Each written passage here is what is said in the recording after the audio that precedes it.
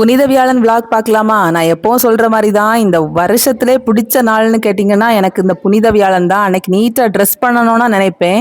என் அண்ணனோட மேரேஜோட எடுத்த சோழி 6 வருஷத்துக்கு பிறகு இப்பதான் போடுறேன். இதை யாருக்காவது கொடுத்துடலாம், நமக்கு என்னைக்குடா இது சேர போகுதுன்னு நினைச்சேன். ஆனா பரவாயில்ல, 2 குழந்தை பிறந்த பிறகும் சேருது. ரொம்ப ஹாப்பியா இருந்துச்சு.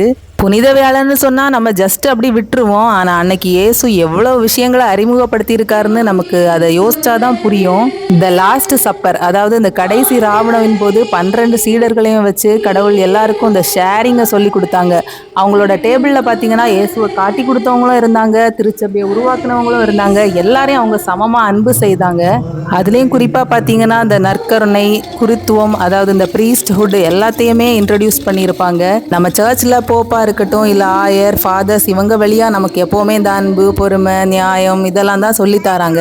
நம்ம இது மட்டும் கிடையாது, எல்லா மதமும் அதை தான் கற்றுத்தருது. ஆனால் இப்படி எல்லாருமே கற்றுத்தந்த பிறகுமே நம்ம உலகம் இவ்வளவு மோசமாக செயல்பட்டு இருக்கு. இப்போ இந்த வார் ப்ராப்ளம் கூட யாருக்கு நிதானம் இருக்குது, யாருக்கு அன்பு இருக்குது, யாருக்கு பொறுமை இருக்குது, அது எதுவுமே பார்க்கறது இல்லை.